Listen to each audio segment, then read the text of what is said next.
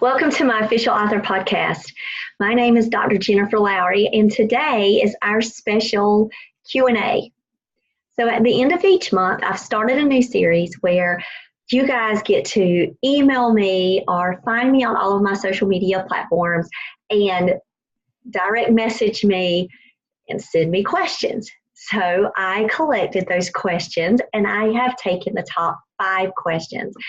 And I can tell you the last time that I did the Q&A, I talked an extremely long time. But I've got my Halls here, and no, I'm not sponsored by Halls. Halls wants to sponsor me. They can.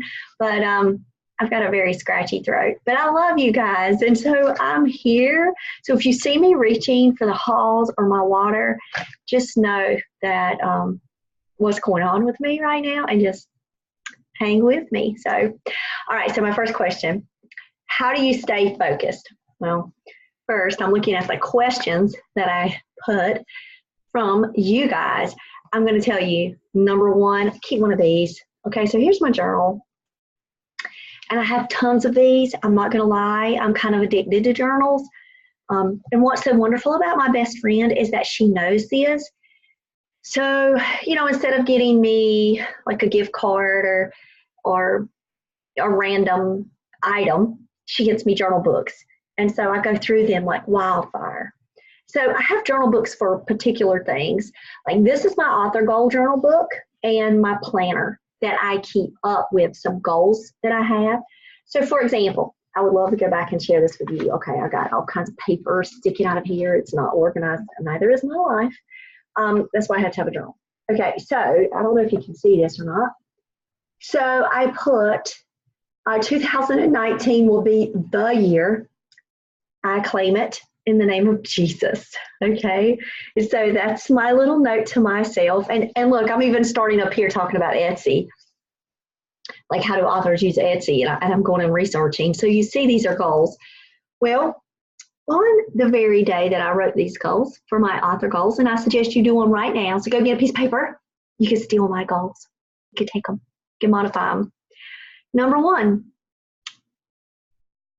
meet Patreon goal support. Okay, didn't happen, but I'm in the end of April. Patreon still crickets, but I do have active supporters on my Jen Lowry Writes podcast. Okay, I'm already having to go to the Halls, and we're only on number 1. I'm going to get through this, guys. We're going to get through these questions. You can go to my website at jenlowrywrites.com, and you can see my blog post. And it'll have a direct link under in the description for you to get to go to my blog too. And so I'll have a more detailed write-up of these questions. So number 1, Patreon didn't work out for me, but that doesn't mean it won't. But on the Jen Lowry Writes podcast, I'm getting supporters there. So that's working out. And then I'm able to then take those funds, put them right back into my author life and my business, and purchase author equipment, try things out, let you guys know about it. So that is working. So I could modify that. My support just isn't coming from that platform yet. Number 2, create my jewelry line for Sweet Potato Jones. Well, I can tell you, I am now on Etsy. You can look. I was actually gifted a donation through the podcast again, and I have an example. Oh, there is one of my necklaces that you cannot see because I'm not the best YouTuber in the world. And there's another one, and I'm making those right here. Oh, there's a better view. You still know I am God. Right on this desk, my little work desk. So the jewelry line has taken off, and even though Etsy is not necessarily the platform where I'm selling straight through PayPal, and it's working, and people are wearing their necklaces. All right, number 3, hit 10,000 listeners on the podcast. Now, guys, when I wrote that was in the beginning of January, and it didn't take no time. As soon as I just put it out there in the universe, everybody just started showing up for the party and coming along for the Jen Lowry Writes podcast and hearing about this crazy journey of an author life from this small town girl. And I'm like, okay, this is working. And the more the merrier. So share out with everybody. We're now at just over 11,000 followers. And so now I've got to adjust my goals again because now I've got 10,000 listeners. Now let me see what I could say by December.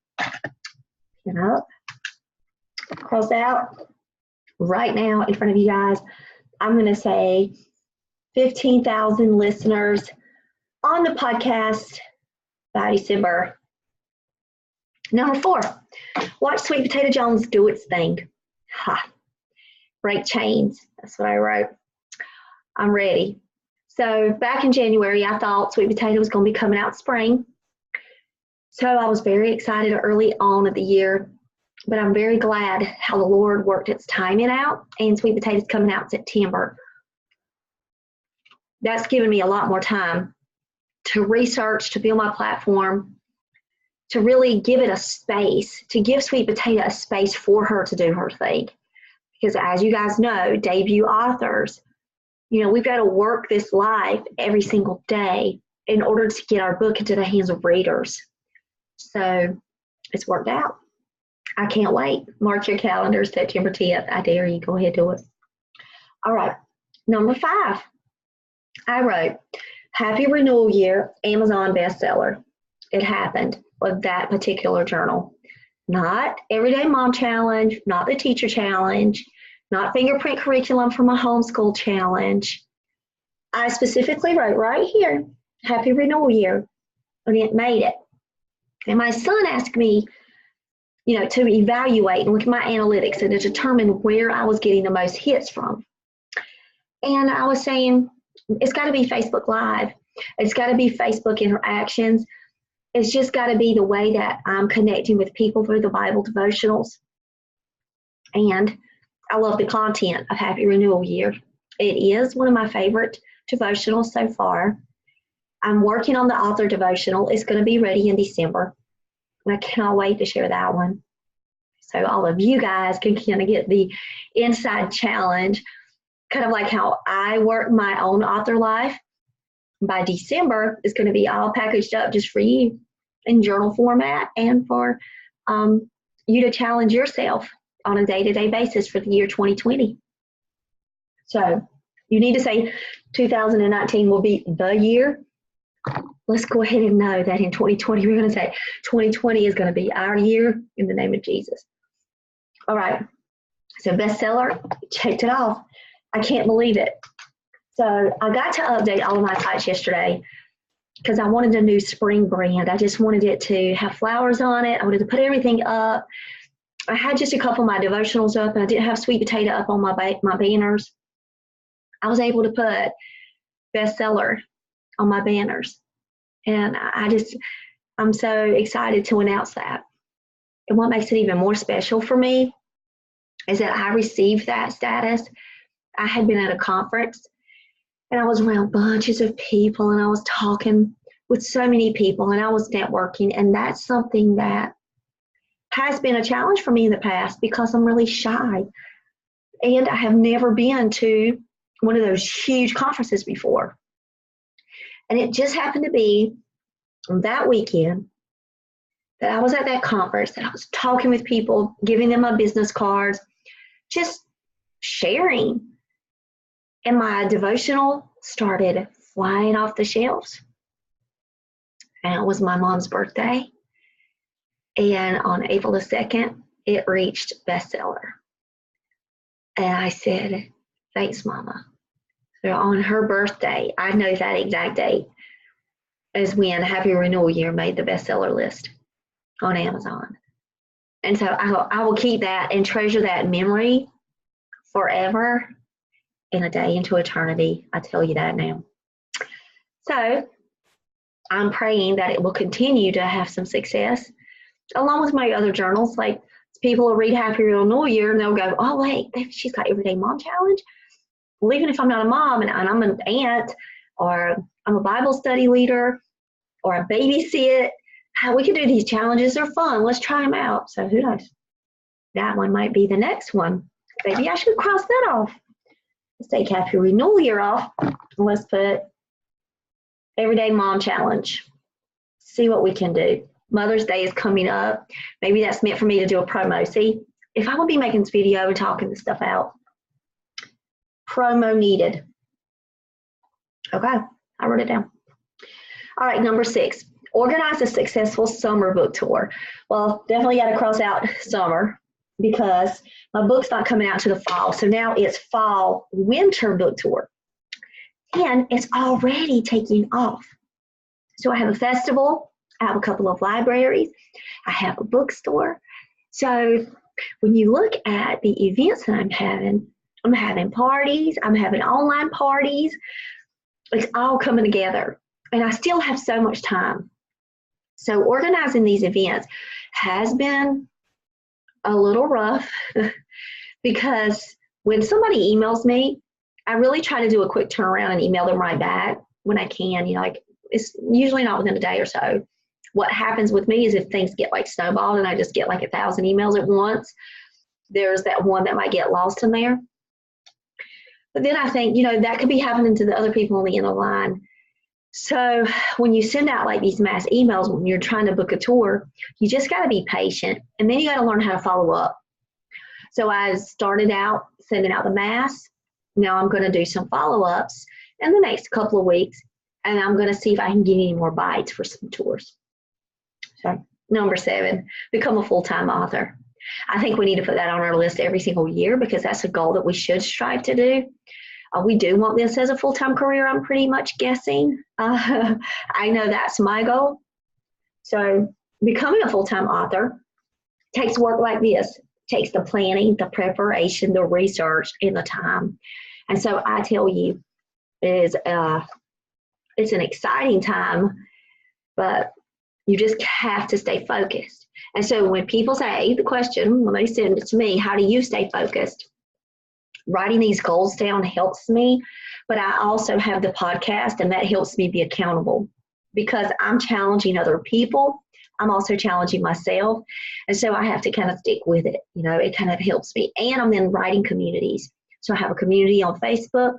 I'm in the writing community on Twitter, and we're constantly supporting each other. And so that helps me to stay focused too. So you can find me on Twitter at Jen Lowry Writes, and you can follow me and then follow all of my gorgeous peeps that are on there. And we just got a great way that we connect and we communicate with one another. All right, my next question, who encouraged you to write? So I know for a fact that when I was in middle school, that's when I started to develop my passion and love for writing. Because when I was in 8th grade, my mom got me a typewriter. And so I'm thinking backwards. Before that Brother typewriter even got into my room, what were the books that I was really just like tearing through? It was the Sweet Valley High series. And I knew that Elizabeth and Jessica were going to have to go to college. So why couldn't I write their series, right? Why couldn't I just change the names up, have them go to Chapel Hill? Yes, they went to Tar Heels, and I'm NC State. And my son's talking about Chapel Hill right now, so we might have a house divided. We'll see when he turns in his application. But so I wrote that they were going to Chapel Hill. And it was just a whole new cast of characters, but it was really modeled after Sweet Valley High. So I can say that work from Francine Pascal probably was that initial push for me. Another author was V.C. Andrews. Now, I was in middle school, and I got a hold of the Heaven series and Flowers in the Attic. I know you guys remember those, and if you don't, you got to go find them. Like, seriously, you need to find them. So I remember those really just connecting me with characters. So I've always been in love with characters. And that's why, hopefully, as an author, like that work has just stayed with me for so long. Like, what makes a character real, authentic, lovable, challenging, frustrating, annoying? What are all those things that I can give to my character that can make them quirky and unique, but relatable? And I think because I so navigate towards books that have strong character development in them, that I tend to try to model that in my own work. So those are like two of the earliest ones that I know of that I can clearly state. And oh my gosh, Stephen King. I read The Stand my 8th grade year. The Talisman was one of my favorite books of all time back in the day. I need to reread that one because it has stayed with me forever. But I was just a Stephen King fanatic in middle school, but I never tried to write horror early on. So now I'm writing horror because my love for horror and paranormal. And I think those ways, like I have these stories all in my head and I just want to express them and get them out. And just looking back at that early development of who I read, it is just like this strange contrast, right? Like Sweet Valley High to Pet Cemetery, B.C. Andrews' Heaven series to then me reading The Stand and The Dark Tower. I mean, so like you're talking like night and day. And so that's why I never put myself either in one of these category boxes. Like, sure, I love to write YA, and I probably will stick within that target audience. But as far as genre goes, hey, I'm going to honor my story and have a place for it to live, and I'm going to give it a space, and I'm going to let it grow. And that's kind of like maybe what continues to encourage me today is the way that I can navigate to books. All right, somebody asked me who my favorite author was. Well, I did a blog post on this one, and I listed my top favorite books, my top 10 books. And I will tell you that, of course, the Bible, I'm going to say, is my number one book. But if I had to pick a specific author, I do love the book of John. But I would even talk about like just books with you and say Tolkien is pretty much there for me. I'm so glad that I discovered The Hobbit and Lord of the Rings within this past year. It is life-changing for me. And I don't say things like that very lightly. I cannot tell you how much I love Hobbit and how much happiness it brought to me in my life with my child. But I also love Ray Bradbury. So I've got to say him as well. So it's really hard to say who's my favorite author because, oh my gosh, I love so many. Like, you just don't know. Okay, so like my favorite poet, Emily Dickinson. I did not do a poets list. I do have a list of favorite poets, though. I love Walt Whitman. I love, I could just go on and on. So I just, maybe I'll do another poetry one another time. Okay, number 3. How did I come up with challenges? So no, I don't make a list of challenges. The challenges come from a natural experience. So yes, I maybe am the challenge writer, the challenge mom, and my whole ministry was built on challenges. And so now it's just very natural for me, now that I have the Jen Lowry Writes podcast, just to do what motivates me. And that's when someone challenges me to do something. It's just the way it's framed. I take it on. It's easier for me to handle it. I don't know. It's not threatening. It's not bossy. It's, hey, I challenge you. And you can say no to the challenge. You don't have to say yes. But there's something about it that really motivates me and encourages me to keep walking in this faith. So it's every day. It's whatever happens in my day, a challenge comes from it. It comes from research. Because I've told you guys over and over the 4 things. You have to research, you have to connect with the Holy Spirit, you have to start contacting experts and contacting people and have the courage to do it all. And so when I'm researching things, challenges are just naturally formed from research and models that I'm seeing out there in the author world. So I'm doing a lot of work, guys. I'm doing a lot of research. The podcast takes a lot of time too because I'm reading all of the authors' work that I'm interviewing, or I'm setting all of those up, and I'm, scheduling in between homeschooling and full-time job. Now this summer, I'll have a lot more freedoms to be able to, to really dive into my writing. Right now, it's research. I'm in the middle of a publicity plan, and it's a very tight plan. And in December, I'm going to share it with you. And I have shared little pieces of it, what to include in your publicity plan and ways to do so. But when you're in that publicity plan, you're so focused that challenges are just naturally, coming up from for right now, I'm researching social media. So how can I advance my social media platforms? How can I improve my videos? I'm researching that today. Even before making this video, I'm like, what can I do to make this video the best quality it can? I'm so glad that I was donated this camera. I don't know the name of this camera, but the difference in this camera is amazing to me compared to what I had before. And my son's going to help me make an intro this summer, and I've learned how to do the end screens. It's just going to get better with time, and I'm fine with that because I want you guys to know that this is a process. That all this stuff don't just happen like boom overnight. That you've got to research it. You've got to contact people.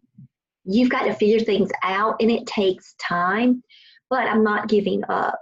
And I'm not going to stop myself from getting my voice out there and connecting with you guys because I don't have my screen yet, which has been ordered. So great news from that. I challenged myself to start asking questions to other authors. So I've been engaging with a lot of authors now that I'm on the podcast. And they'll be messaging me back and forth. And we're talking about events. And we're talking about planning. And they're giving me tips. And I'm so thankful. And I'm learning through them, with them. And I made a tech list. And I made a tour list from discussions that I've had. And I know a photography friend. And the idea of the backdrops, the photography backdrops, just really hit me strong on Friday because here's my photography friend going around taking videos and pictures. I came up with the idea, why can't I have photography backdrops? That way I can interchange them out. I can get my gothic literature type one for like Halloween. I can get my horror going on. I can get my YA feel with my brick wall. And so the photography backdrops came to me and I ordered my first one. So it's coming. So within the next couple of weeks, hopefully I'll do a video on my photography wall and we'll play around with the websites and I'll show you where I want to order them from if it's good quality. I will recommend it. But we'll see. So I come on these challenges on a day-to-day basis. And so today something hit me while I was on my blog. I was like, I'm doing these, but I'm not really housing them other than on the podcast. So I've got my daily challenges on the podcast, but I'm not writing them anywhere. I'm not keeping a calendar of them anywhere. I realized the mistake in that. I could have been doing this whole entire year. So, can't look back now. What I can do is I can move forward. And I've made a home for my challenges. So on my blog, I have a new page and I created it today. And I love the image that I created on canva.com. And it's the racetrack. And it shows the start line and it's the daily author challenge. So each day, check in. So the first challenge is for you to create your own blog. So that way you can have a place to house things like this. And I love my GoDaddy website. And so my GoDaddy website has my blog boxes underneath that are hooked into my WordPress. And so when you click on those images, you'll be able to go to my WordPress blog and it's all housed in my Jen Lowry Writes. I was not going to do another page for daily author challenges in my website just because all the banners at the top, all of those pages are full and I'm still building my blog. So I decided today, why not? So I've got a new page on my blog. I updated my bios. Yesterday, updated all my banners. Today was bio update. Now, new page. So I challenge you to start a blog, go to WordPress, go to mine, Jen Lowry Writes, and it's like jenlowrywrites.wordpress. You can go to my website, jenlowrywrites.com, and you'll be able to see the blog under there, and you'll be able to click on it. It'll take you. And I'll put the description links. But go ahead and check out the blog and see how I'm able to just talk about my author life in this specific blog. And then maybe other authors would be interested. They could find the podcast that way. They could find these videos this way. And it's just a way for me to promote other authors too. So that's what I'm trying to do.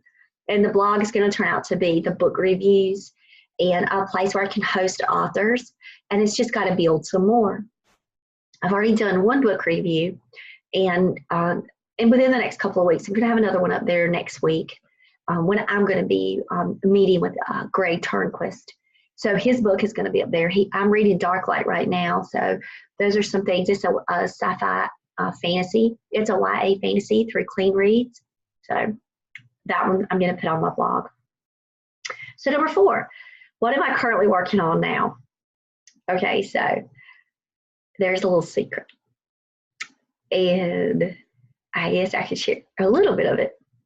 So I am in the process of finalizing and revising one of my favorite stories that I've ever written. Like, seriously, I love this cast of characters. Now, Sweet Potato, she's my girl. She's going to be my number 1. She is. That's why my company from Etsy is called Sweet Potato and Company, because everybody else has to fall in line behind her. But the good news is that my author life is going to continue.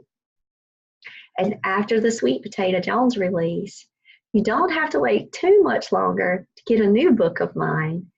And it's going to be horror paranormal romance. I'm really, really excited about it. So it's going to be called, okay, first time anybody is hearing the title, it's got to be here on the podcast, right? The Hartwell Chronicles. And I'm naming it Hartwell because, of course, that's my character's last name. And Victoria needs to chronicle out her life story. It's going to be so many different things. I could not just say teenage exorcist. I couldn't do that for this series and just have the teenage exorcist up there. One, it had already been taken. And I do want teenage exorcist on the cover, so that way when people pick it up, they will realize what they're getting into, and they won't think it's, they'll know that it's about demonic possession. And of course, that's got to be like right there on it. But I needed a name. And so I put out the name on Facebook. I threw it out there to my friends. I started seeing what my friends were recommending for my Exorcist series. And sure enough, oh, you can come in, honey. And sure enough, that name just stayed with me the whole time. So I'm calling my son, who's walking through here right now, and I asked him, what did he think of the name? And he was like, yes, I like it. And I messaged my nieces. I messaged my close friends. I went online to my Sparrow Launch team, because those are my really close writing council. Those are my Sparrow side chicks right now for my Sweet Potato Jones release launch team. And so I talked with them about what was going on too. And it just fits. It's just perfect. And every other name I tried just would not work. Well, the Hartwell Chronicles is mine. And it's going to be announced soon when that was going to be released. It's already went through the beta reads process once, but I'm going to go through another round of betas. And that means I need to do some research and revise some more. I've already done the revisions from the first betas, but it's been a while. So I wrote it last summer, so that lets you know that what I'm going to be focused on this summer is not only my publicity plan, so I'm going to be running my Sweet Potato Jones publicity plan, but I'm also at the same time, I'm going to be parallel building for the Hartwell Chronicles at the same time. That's what I'm working on, and you guys are the first to hear it. And how do I research, if you want to know? That'll come later, because I already have my stack right here. Maybe this will give it away if anybody knows what this is. And I'll do another podcast on how I'm researching for that before getting back into revising, because I already have my plan. I'm going to do my plot plan for each chapter. I'm going to dissect it. I'm going to color code it. And I'm going to see if, how I am advancing the plot. I'm really going to break it down It's at 58,000 words now, which I'm happy with that. So it could either go a little, I could condense it some, or I could beef it up some. I definitely don't want it to fall under 50,000 words. I want it to stay 55,000 to 65,000 words. So I want to see if I can keep myself in between this frame, and know that it's a series. And that means every 3 months, my publicity plan is to put out a new Hartwell Chronicles book. So that is going to be a challenge that I will gladly accept. So I have enjoyed the Q&A with you guys. If you have any additional questions for me on my author life, do not hesitate. Email me at jenlowrywrites@gmail.com and follow me on all my accounts. And just let's hang out. All right. Bye.